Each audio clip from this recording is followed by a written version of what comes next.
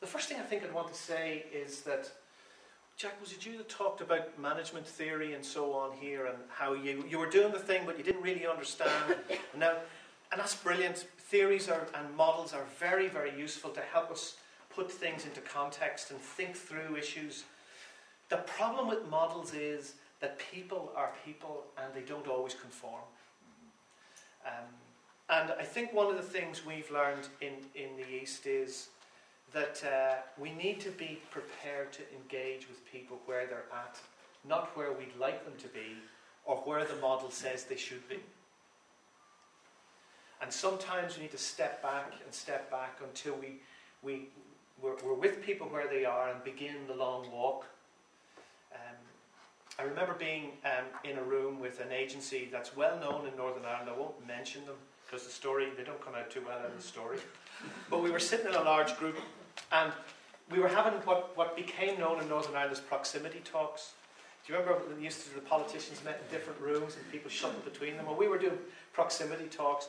And there were a number of us in the room who wanted to make sure we got to the point of actually meeting face to face with people from Short Strand.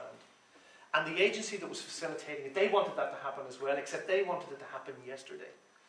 And so every time we met, the first thing was, right, are we ready now to actually move into face-to-face meetings? And no.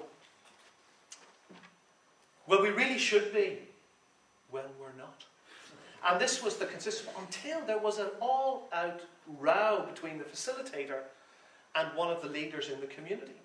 And the reality was that the facilitator who wanted to make this journey lost all credibility at that point because he couldn't meet the community where they were at and walk them slower than he wanted them to go, but they simply weren't ready.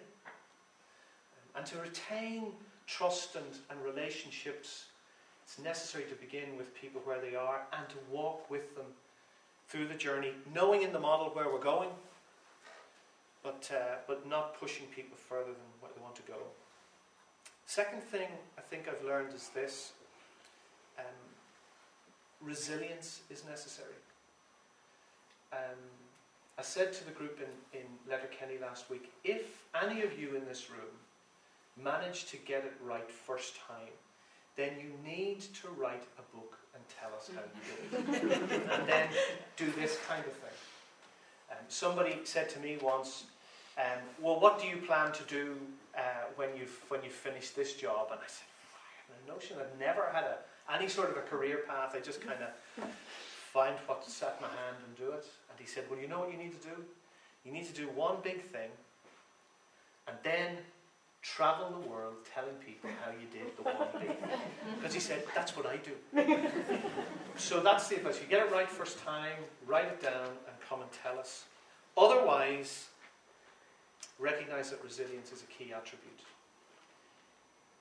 Resilience, the kind of resilience that picks yourself up, picks one another up when you fall and you don't get it right that first time.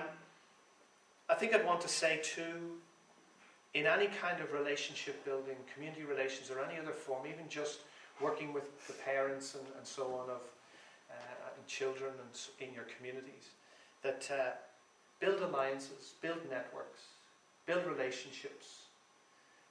I'm always suspicious of the go-it-alone activist. The person who wants to plough their own furrow or blaze their own trail and do it themselves. Give me somebody who can build relationships, particularly someone who has the capacity and the flexibility to build relationships with people who are different.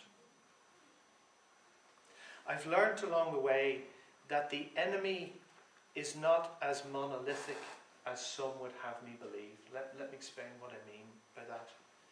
The temptation is in dealing with people who are different or who don't share my views or values.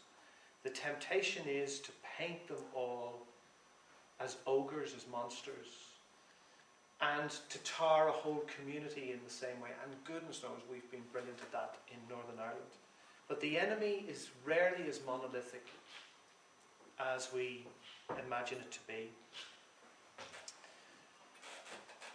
in the wrong time and the wrong place, people can make bad choices and end up in bad situations.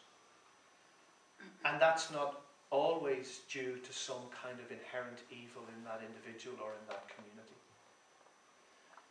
And one of the realities for us, one of the needs for us in our community is to be able to see the humanity in the person who is different. I told a story last week about my colleague who, I work with East Belfast Mission, which is a project of the Methodist Church, so the Methodists get a good big thumbs up.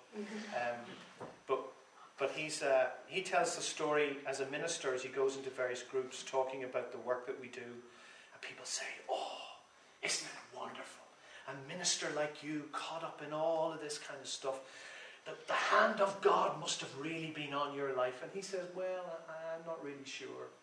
And he tells a story of his 3 mates who used to knock around in East Belfast and being in a club one evening, a drinking den one evening in East Belfast. And there was a circular metal stair at one end of the room going up to a platform, a mezzanine floor. And everybody in the hall knew that on top of this, at this floor, the local paramilitary organisation were recruiting members. And the 2 guys he was with, who were his best friends, both at different times of the night, went up that stairs and signed on and became members, one of whom is now dead and one of whom served a life sentence for murder. And the people turn to him and they'll say, oh, God obviously kept you from going up there. And he says, no.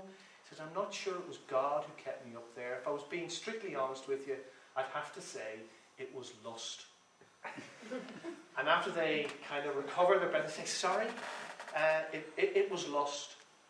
Because I fancied this woman rotten who was at this club. And I knew that if I went upstairs to sign on, it would take me that long. By the time I got back down, she'd be gone. And so I didn't do it. And in such ways, paths diverge. In the wrong place at the wrong time, a wrong choice is made, and the pattern of a life has been set. I think I'd also want to say that in building relationships, all of us need to be quicker to speak to our own tribe than to tell the other tribe what they've got wrong. And that's the hardest thing, and that's courage, I think, and we need more people of that kind of courage. And we've seen plenty of examples of that in our own culture. The funeral of David Irvine took place in the church building where I work, and one commentator on that afterwards said of Jerry Adams's attendance at that funeral, he said, I knew the war was over in Northern Ireland when the leader of their tribe came to pay respects at the funeral of their tribe.